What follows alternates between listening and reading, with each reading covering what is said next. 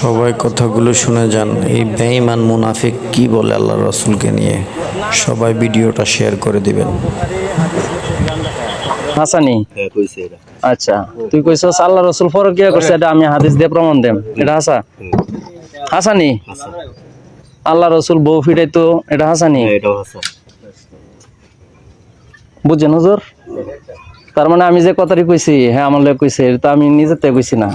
নামাজ বলতে কিছু নাই। আর নামাজ বলতে কিছু নাই। নামাজ বলতে কিছু আমি কেমনে কইছি ওটা কও?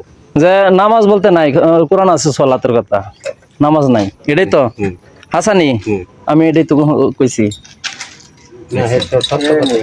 এইখানে আমার ভুল কি কও? কোনটা?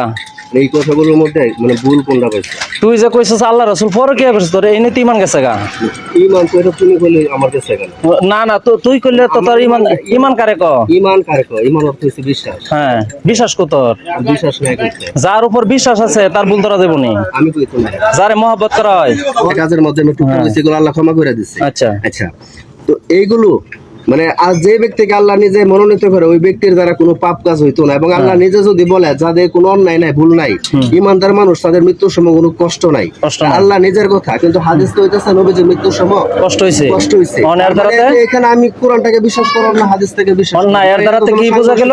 মানে এর দ্বারাতে কি বোঝা গেল? আল্লাহ রাসূল, আমি হাদিস বিশ্বাস করি না, এই কারণে আমি বিশ্বাস করি, কোরআন বিশ্বাস করি আল্লাহ রাসূল ইমানদার ছিল। যদি হাদিস বিশ্বাস করি তাহলে কোরআনের সাথে দুইটা মিলাই এখানে সাংঘর্ষিক হইতো। আচ্ছা, এর দ্বারাতে কি হলো? আমি হাদিসে চাই নাই। এর দ্বারাতে তুমি কি বুঝাইতেছ? আল্লাহ রাসূল মুরতাদ।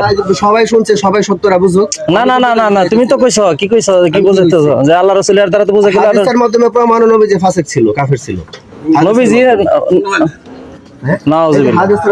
এখন তো বুঝছেন আল্লাহ রাসূল ফাসিক ছিল, কাফের ছিল। আমার কথার পয়েন্টটা ধরো, আমার কথার পয়েন্ট ধরতে হবে, কথা না বুঝে কথা উত্তর দিলে হইব না। হাদিসের মধ্যে বলা হয়েছে নবীজি যে সময় ইন্তেকাল করছে ওই সময় নবীজি মৃত্যুর কষ্ট পাইছে। আমি হাদিস দেখাইতেছি।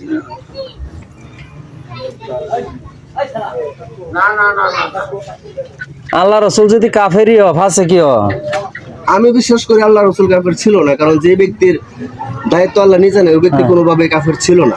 ছিল না। তাহলে আবার তুই কইতাছস? আমি তো কইতাছি না, আমি তো কইতাছি হাদিস তো।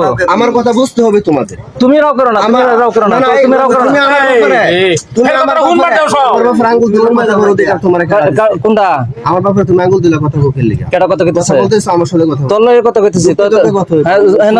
যুক্তি না না, এটাই তো এই প্রমাণ, এটা প্রমাণ অন্য কোনো কিছু না। আচ্ছা, রাসূল তুমি তো কষ্ট পাইছে, এইটাই হাদিসটা কও। এটা হাদিস আমার যদি এখানে ভুল হয়, হ্যাঁ হ্যাঁ,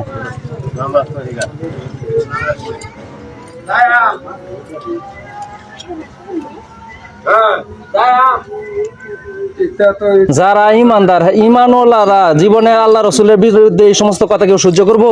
আরে আপনি যে সাপোর্ট করতেছেন, আল্লাহ রাসূল কাফের ছিল, ফাসিক ছিল, আল্লাহ রাসূল পরে কি করতো? আমি তো আগেই কইছি। চিন্তা করেন আল্লাহ অবস্থা এখন